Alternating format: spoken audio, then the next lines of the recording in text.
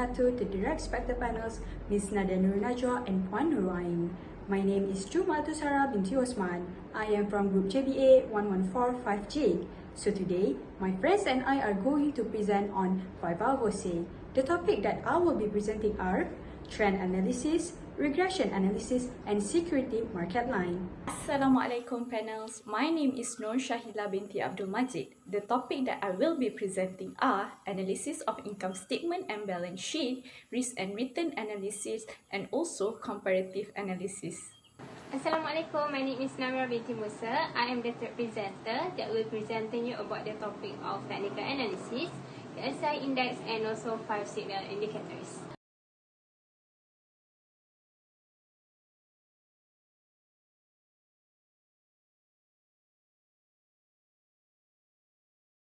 The first thing we are going to talk about is DG balance sheet. From this, we can derive the asset structure. Asset structure focus on two variables, which is fixed asset and current asset. The fixed asset for the year 2019 in millions is RM6,292,263, which includes property and intangible assets such as license and computer software. The current asset for the year 2019 in millions is 1,857,179. The current asset consists of inventories, trade receivable contract assets, and far more. The trade receivable for DG are non-interest bearing, which means the borrower do not have to pay interest and are subjected to normal trade credit terms between 30 to 45 days. Next, we move on to the income statement. The revenue for DG in 2019 is 6,297,358. The company have two sources of revenue. The first one is from the contract with customers, such as telecommunication revenue and sales of device. And the second one is from the lease income from the customer itself. From the contract with the customer itself, DG generates RM6,210,845 ringgit. The lease income comes from DG being a lessor. DG lets a telecommunication network site to other company and brings back profit RM86,513 ringgit. From the income statement, we can create the debt structure. One of the biggest contribution for the liability is the short term, which is the current liability, and long term non-current liability loans and borrowings, which includes liabilities, Islamic medium terms note, floating rate terms loan, and many more. I will start presenting with topic ratio analysis. Trend analysis or vertical analysis is one of the methods used to analyze the change in various ratios over time. This ratio analysis is performed by simple calculation on items such as income statement, balance sheet, and cash flow statement. Thus, the ratio is calculated based on 3 years DG company's performance. There are 5 types of ratio. Firstly is liquidity ratio, where it measures the company's working capital management and the company's ability to meet its short-term obligation. In liquidity ratio, higher ratio is favorable. Based on the table, we can conclude that CR, QR, and NWC in 2017 is the highest. Therefore, as for CR, we can conclude that the company is able to pay its short-term obligation, and for QR, it shows that the company able to pay its short-term obligation without having to rely in its inventory and prepaid expenses. However, in 2017, the net working capital is in negative value. This represents the amount of fixed asset that finance with current liabilities. This situation is not favorable. Next, the company will measure its effectiveness and efficiency through activity ratio. As for inventory turnover, fixed asset turnover, and total asset turnover, higher ratio is more preferable. The company highest Ito, Tato, and Fato is in 2017. As for Ito, it indicates that the company is able to use its inventory to generate sales effectively. As for Tato, the company able to generate RM1.09 ringgit for each RM1 ringgit investment on its overall asset. The highest fixed asset turnover in 2017 represent that DG company able to generate RM1 ringgit and 61 cent for every 1 ringgit investment in its fixed asset. The fourth ratio that falls under activity ratio is average collection period. However, lower ratio is more preferable. In 2017, the company has able to collect its receivable in 23 days. Moving on to the leverage ratio, which is used to measure the company's financial structure. This ratio indicates amount of debt used to support operations. The lowest debt ratio is in 2018, which indicate that the company used 89.50% of fund to finance its investment come from debt, and the balance of 10.85% represent the owner's capital or equity. This ratio is closely related to the debt equity ratio, which the lowest is also in 2018. This indicate that the creditor provided 3.73 ringgit for RM1 ringgit provided by owners. The time interest earned is better when the ratio is higher. Thus, in 2018, the company able to meet the interest payment and lower risk of default. The fourth ratio is profitability ratio. This ratio is used to measure a company profit to sales, asset or equity. In this case, higher ratio is more preferable. The highest gross profit margin is in 2019. This means that the variable cost is 26.34% for each ringgit of sale. As for OPM, the ratio in 2018 indicates better productivity compared to the other 2 years, which is in 2017 and 2019. High net profit margin is preferable as it indicates higher return. As for DG, the company achieved better growth prospect in 2018. ROA is used to measure company's overall return on all of its assets. Meanwhile, return on equity used to measure the return on the investment of the equity. Highest ratio for both ROA and ROE is in 2018. In market ratio, there are 5 ratios which include price to earning ratio, dividend per share, dividend payout ratio, book value per share, and dividend yields. For price to earning ratio, the highest is in 2017, which means the stock could be overvalued. For dividend per share, the highest is in 2018. Moving on to dividend payout ratio, DG overpaid the shareholders more than its earning could support. Next, if we look at book value per share, the ratio tells us that the stock price are overvalued. Lastly, the highest dividend yield is in 2019, which indicate that the company generates higher revenue on that year. Comparative analysis, or also known as horizontal analysis, involve comparing the ratios of DG company with its nearest competitors, which our team choose Maxis Berhad. In terms of liquidity ratio, DG is better in all ratios. This means DG have no problem paying its current liability on time, and DG is significantly more liquid than Maxis. Thus, DG is able to pay its current liability without liquidating its inventory. For activity ratio, DG is also better in all of the ratios. This means DG is more efficient in converting the inventory to sales. This still can be improvised by matching the pricing of prepaid and postpaid plans with other competitors in the industry, such as Celcom or U-Mobile. In the case of leverage ratio, the performance of DG in terms of debt ratio is poor compared to Maxis, but the time interest earned is better than Maxis. For debt ratio, this is an unfavorable news for DG since bank, when giving credit, they prefer company with low debt ratio as it may reduce potential losses. DG can lower down the debt by optimizing its capital structure and reviewing the dividend policy. In the case of profitability ratio, DG is preferred in all of the ratios. Ratio of 73.66% means DG is making RM 0.7366 cents for every RM 1 ringgit of sales.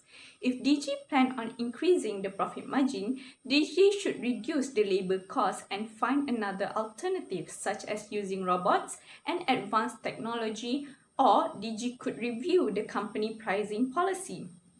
As can be seen from the table, DG is more profitable than Maxis. Due to low operating expenses, the net profit for DG is higher than Maxis. As for the market ratio, Maxis is more favorable in terms of market ratio, hence will attract investors into buying the company stocks. As a heads up, a high market ratio indicates that the firm's stock price is high or will continue to increase. This makes perfect sense since DG stock price is trading at RM 4.46 and Maxis at RM 5.32. Existing and potential investor will prefer Maxis since the earnings and dividend per share is slightly higher than DG. The dividend payout ratio for both companies is more than 100%, which indicates that both DG and Maxis is paying more dividend to the shareholder than its earning can support, which some view as a very unsustainable practice. Moving on to the risk and return analysis.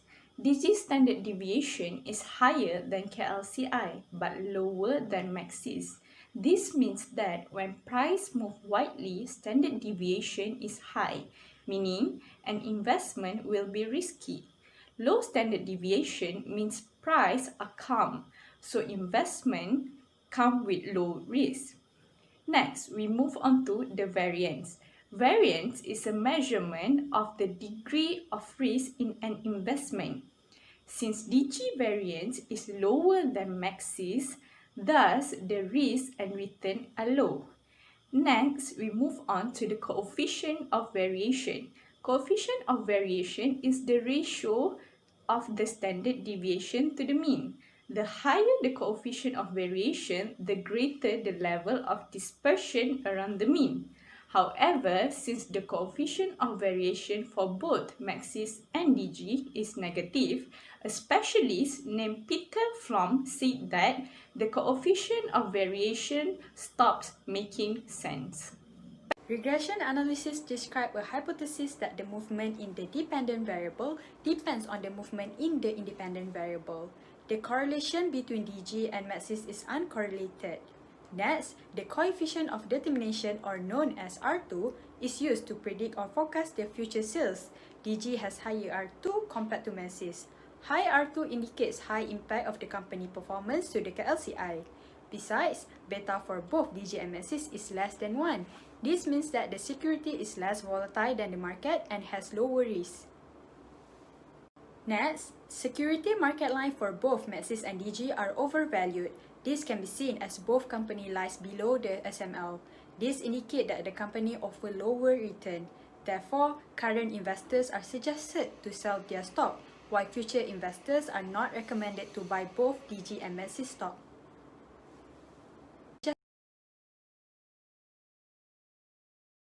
Hi, Assalamualaikum. My name is Namira binti Musa. I am the third presenter that will be presenting you about the technical analysis. Technical analysis was introduced by Carlos Dow. Their theory is a modern technical analysis. This technical analysis is for an investor to forecasting a past market for predict the future market, and this analysis can be determined by short-term, intermediate, and also long-term market. By studying this past market, investor can decide either to buy, sell, or even hold the stock. As for the analysis, the indicator to be analyzed are simple moving average divergent convergence, stochastic oscillator, relative strength index, and also rate of change. Moving on to the first slide of technical analysis by KLCI index, as shown in the chart, it can be said as it has dropped by 1,300 index, and it continues to happen until mid-March, and this happened because of the following of global stock market on the Wall Street Dow Jones. The causes of this drop on March are because of the impact coronavirus, and an investor have failed to enter the market, especially during the MCO. Other than that, it is because the oil price war between Russia and Saudi Arabia on March. However, it started rising from April to May and fluctuates since June to October. In early June, KLCI bond has decreasing due to the cases in China and United States. Malaysian investor is very concerned about the upcoming wave that will affect the market. Now look at the chart between DG versus KLCI. It has shown a quite similar of stock price, and the lowest price of DG was RM 3.92 cent and the highest was RM 4.24 on mid-November since the budget 2021 was announced. The government has allocated 9.4 billion to generate national digital strategy and benefit 8 million for B40 groups. Now start to focus on 5 signal indicators to be analyzed. The first one is simple moving average in short term.